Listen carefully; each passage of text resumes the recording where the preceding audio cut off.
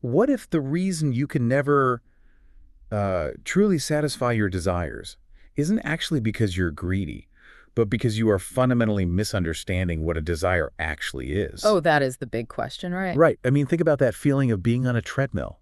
You finally get the promotion you've been grinding for, or, you upgrade your phone, Mm-hmm. or maybe you even carve out a whole retreat weekend to finally pinpoint your purpose in life. And for a brief moment, it feels incredible. Totally. The best feeling. But then almost instantly, that one satisfied desire fractures into like three new ones. You want the next title, a faster device, a deeper purpose. Yeah, and you end up wondering why satisfying a want never actually turns off the wanting. It's the ultimate human predicament, really. Exactly. We tend to treat our desires like this chaotic jungle of needs that we're just doomed to constantly feed. And worse, we usually feel a deep sense of guilt about it. Yeah, like it's a character flaw. Right, as if always wanting more means there's something wrong with you.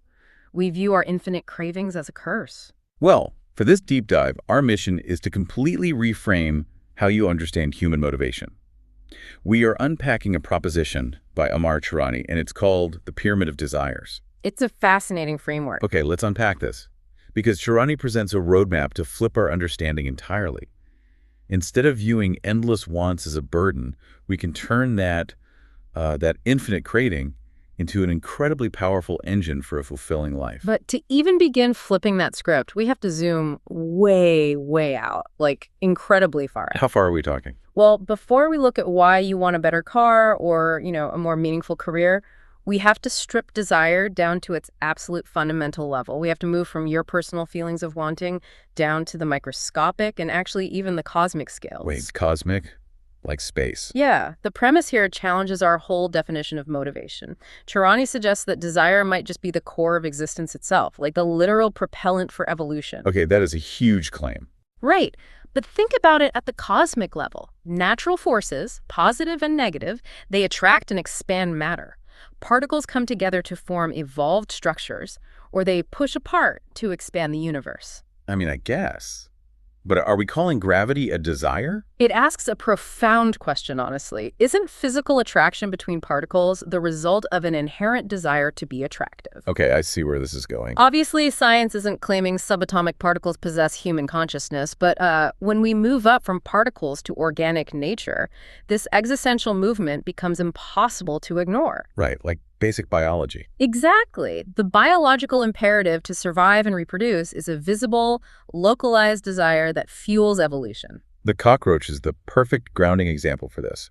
Because, before you step on a cockroach, you observe it sensing you. Oh yeah, they always know. They really do. It scrambles away, desperately seeking a dark corner, and that right there is a raw, visible desire to survive.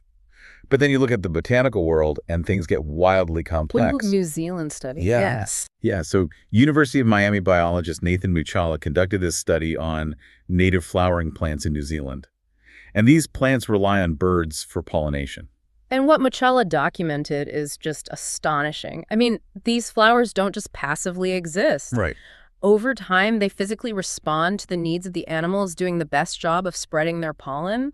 The flowers actually alter their physical structure. Wait, they change shape? Yeah.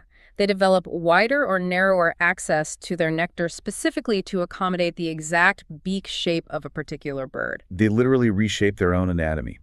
Muchala describes the flowers as basically making an evolutionary decision, which is just wild to me. It is wild. And we have to ask what fuels that evolutionary decision. Is it driven by a desire to evolve and expand? I mean, the fundamental law of nature seems to be a persistent, unending drive to become a better, more secure version of oneself. But wait, I have to challenge this a little bit.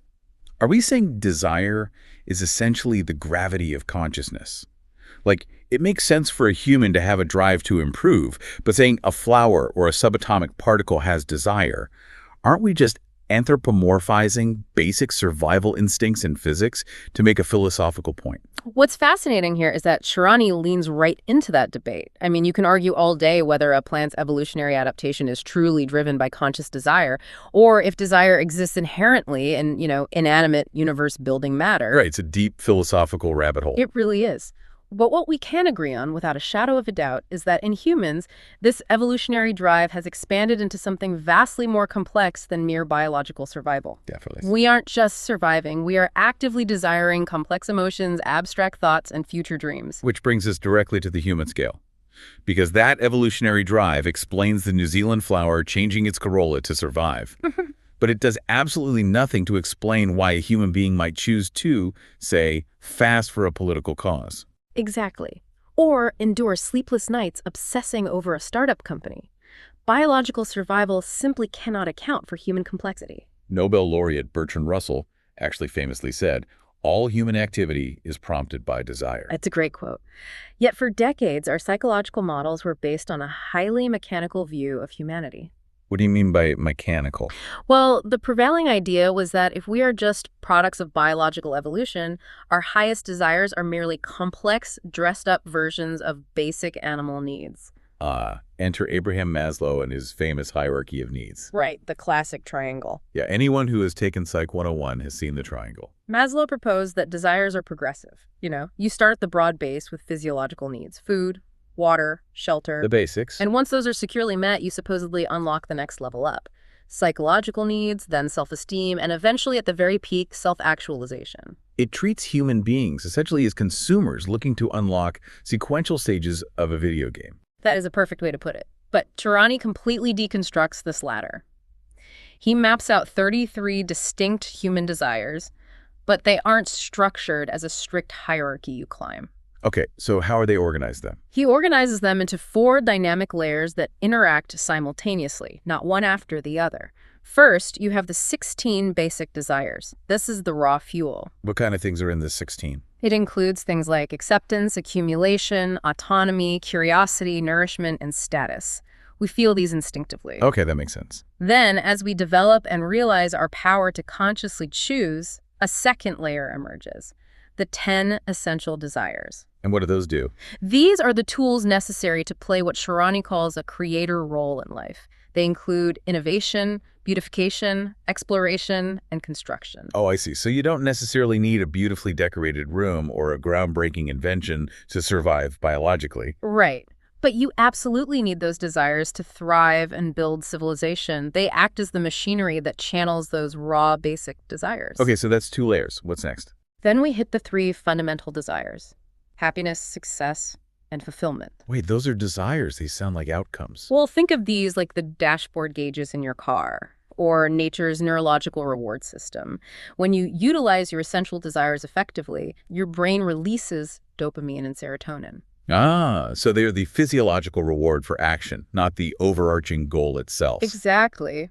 And finally, sitting above all of this is the one existential desire. This is the overarching direction, the desire to seek the reason for your existence, your purposehood. Here's where it gets really interesting, because I have to push back on discarding Maslow so quickly. Oh, please do. Isn't Maslow undeniably right on a practical, mechanical level? I mean, if I am stranded in a desert, dying of thirst, I couldn't care less about my existential desire or my purposehood. Yeah, you just want water. Right. I just want water. I need that basic desire of nourishment met immediately. How can Tehrani argue that basic desires are just one concurrent layer of a non-hierarchical system? This raises an important question, and it's where most people get tripped up.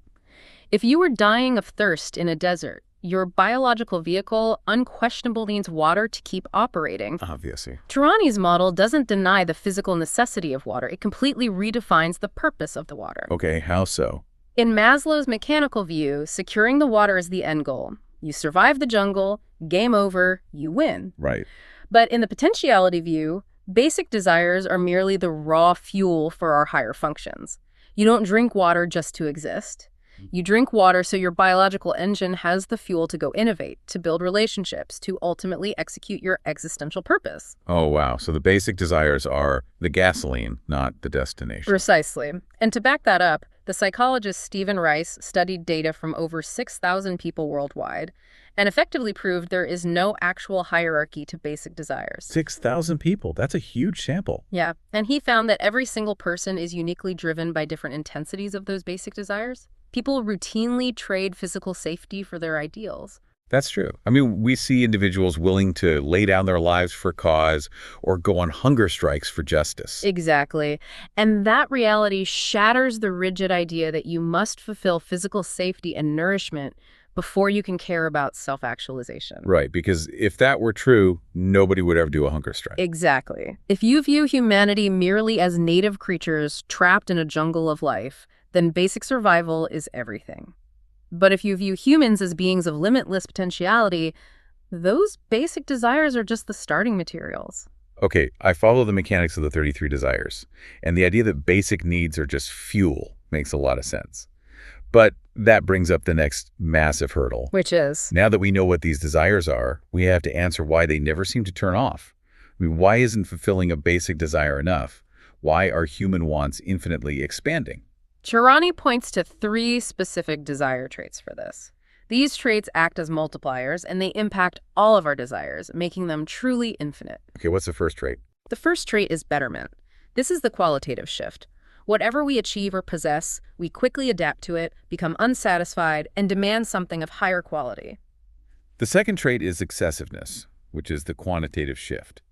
There's an old proverb that if a person had 2 mountains of gold, they would immediately start wishing for a third. Yep. We always want more volume of whatever is giving us satisfaction. And the third trait is haste. This is the temporal shift. When a desire emerges in our minds, its fulfillment never comes soon enough. We want the better thing, we want more of it, and we want it immediately. Yes. This is exactly like our internet speeds. Think about the temporal shift of haste over just the last decade. Oh man, don't even get me started. Right. 15 years ago, we couldn't wait a day to buy a physical movie, so we started downloading them.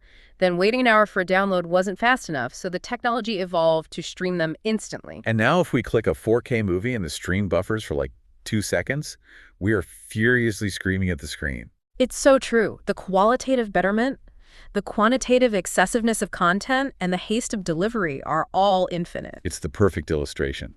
Betterment, excessiveness, and haste combine to create an exponential force. And without these 3 traits, we would still be sitting in caves. Our basic desires wouldn't have been strong enough to motivate the exponential evolution of our species. That makes sense. We needed the dissatisfaction of betterment to invent agriculture. We needed excessiveness to build grain silos for the winter. Exactly. So the traits themselves are not the enemy. They aren't the enemy, but they have a charge, right? Like an electrical current. Mm-hmm. Desires can carry a positive or negative charge depending on how they are directed. Yes.